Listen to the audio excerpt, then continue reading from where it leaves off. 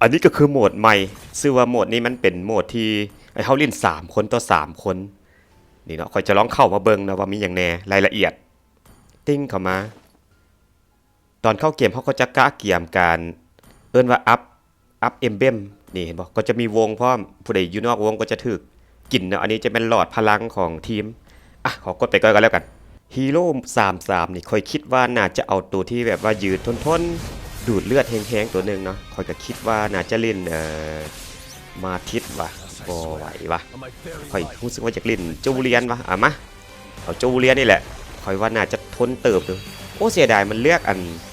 เหี่ยงก็คาถาต่อสู้บ่ได้เว้ยอันนี้ก็จะเป็นหน้าต่างการจับทีมก่อนเนาะก็จะมีอยู่1 2 3 4 5 6ทีมด้วยกันซึ่งว่าทีมคอยก็สิมีอากัสและก็สร้างเข้าเกมมาปุ๊บนี่เนาะเขาก็จะมีเอ็มเบมให้เลือกเอาว่าจะเอาตัวใดอ่านเอาแล้วก็มักตัวใดก็เลือกตัวนั้นเนาะคอยจะเอาอันนี้แล้วก็เป็นกดเอาก่อนคอยบ่ฮู้จักสิอธิบายดอกไปเลือกอ่านเอาการต่อสู้มันจะเปลี่ยนเทิร์นกันเนาะจะเปลี่ยนแบบไปเจอทีมนั้นทีมนี้สลับกันว่าจังใดเป็นจังใดเฟสลินคือว่าหน้าแข็งๆซะเหลือเกินเบนี้ก็ทังมานะส่วนหน้าเข้าไปก็ทนทานนะสร้างก็ยิงอยู่ไกลๆฟังก็จะมีกรอสตัวนึงคือว่าเหนียวแท้เบนี้บาทเดียวโอเคค่อยตัดไปแล้วนึงเนาะว่าอย่างไรตัวนี้เฟสลินเนาะกับอากาศค่อยเดวิล3เนาะดีแล้วค่อยเอาอันจูเลียนมานี่ไงเดวิล3โอ้ยังเหลืออีกตัวนึงฟังก็เอาที่2เนาะคลอสว่าอย่างไรจะไปรอดบอกคลอสกำลังหนีเนาะเหลือ1 3เนาะ1 ต่อ 3เพราะว่าน่าจะง่ายๆและอีซี่กันนี้โอ้โหถึงบังไฟวะนี่เจอกับไปโอ้ยังรอดแบบตามึนๆโอเคเนาะเกมแรกเขาชนะไปหลังจากที่ชนะแล้วเขาก็จะเพิ่มเป็นการอัพเลเวลเนาะเห็นบ่กับทองเพิ่มขึ้นมาแล้วก็เลือกเอมเบมเขาก็จะเลือกเป็นเกาะหรือว่าเป็นการต่อสู้ก็ได้แล้วก็ซื้อไอเทมมา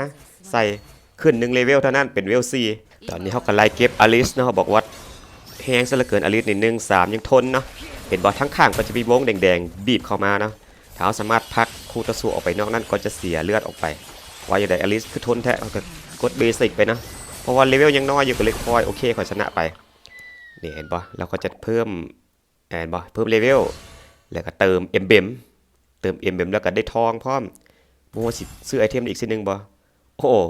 เงินทองบ่พอนะได้มาเจอคู่ต่อสู้คู่เนาะบอกเลยว่าอลิสนะ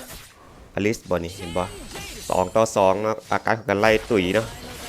จัดการอลิสกันลบไปอีกฟังเขามี2 ตัวเนาะอาการเขากันเลือดน้อยซะเหลือเกินเยอะพอเหลือข่อยคนเดียวเหลือ1เนาะบอกว่าอลิสนิกเบเนนิกพิ้วหลายเนาะขอไส้ไปคนเหลือ2บ้าเป็นไดก็จวดไปจวดมาวงกระบีบเข้าเนาะเห็นบ่วงก็จะบีบเขาค่อยกับฟิกเกอร์มาเลือดหน่อยเดียวเบนโอ้ค่อยแดดไปแล้วนี่เห็นบ่เหลือ1นะดวลกันไปวงกระบีบเข้ามายางไว้ว่าว่าอย่างไร1จึกจักพุ่งออกไปเท่าน่ะเป็นยังไงเลือดเหลือเดียวเลือดติ้งเดียวจืดแล้วค่อยกัดยังไงค่อยบีบไปแล้วไปสุดท้ายก็ออกมาจนได้นะขอตัดมาหาฮอบซิงกันแล้วกันเนาะฟังกับเจ้าฮีโร่กับเจ้าเทือนเกินกับเจ้าอันติมาเลยทั้งดารุโตะบออีดิทบอแล้วก็เฟรนบอกว่ามิตรตัวนาเนาะค่อยกับโบไหวเลยเบิ้งทรงนี่ว่ายังไงเหลือค่อยเพื่อเดียวไอ้ยื้อชีวิตไว้สุดท้ายก็จบไปนะจุข่อยมันได้ที่2ได้ที่2แล้วโบได้ไปโบถึงฝันนะกับซ้ำนั่นแหละที่ลินได้กับมวนบอกกับลองเบิ้งนะ